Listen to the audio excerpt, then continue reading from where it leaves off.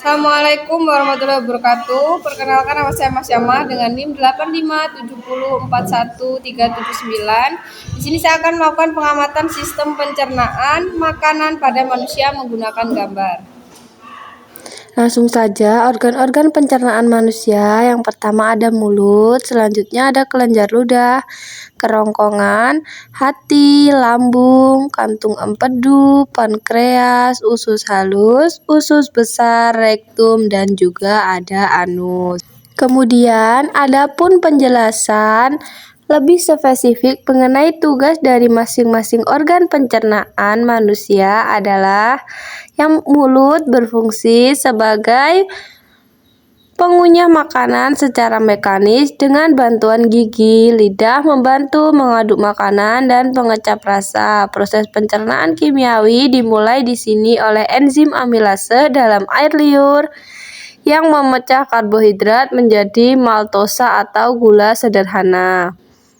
Selanjutnya ada kelenjar ludah, menghasilkan air liur yang mengandung enzim pektialin atau amilase berfungsi memecah hati menjadi gula sederhana, membantu dan melunakkan makanan sehingga mudah ditelan, mengandung zat antibakteri yang membantu melindungi rongga mulut. Selanjutnya ada kerongkongan, berfungsi sebagai saluran penghubung antara mulut dan juga lambung. Tidak terjadi pencernaan, akan tetapi berperan dalam pergerakan makanan ke lambung melalui pergerakan peristaltik, yaitu kontraksi otot secara bergelombang.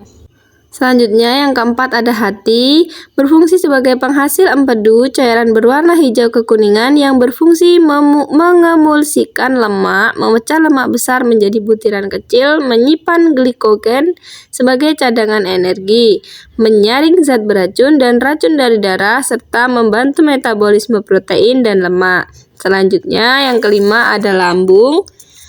Fungsi lambung menghasilkan asam klorida HCl untuk membunuh kuman dan membantu kerja enzim, mengeluarkan enzim pepsin untuk mencerna protein menjadi pepton, mengaduk makanan secara mekanis dan mengubahnya menjadi bubur halus atau kimus.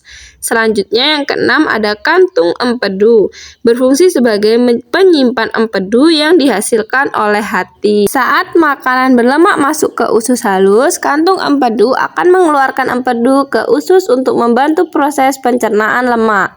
Yang ketujuh ada pankreas, berfungsi sebagai penghasil enzim amilase, lipase, dan tripsin yang masing-masing berfungsi mencerna karbohidrat, lemak, dan juga protein, serta mengeluarkan bikarbonat untuk menetralkan asam dari lambung agar tidak merusak usus halus. Yang kedelapan ada usus halus, berfungsi sebagai tempat utama pencernaan enzimatis dan penyerapan zat gizi ke dalam darah melalui villi atau jonjot usus, terdiri dari 3 bagian, yaitu usus 12 jari, usus kosong, dan usus penyerapan.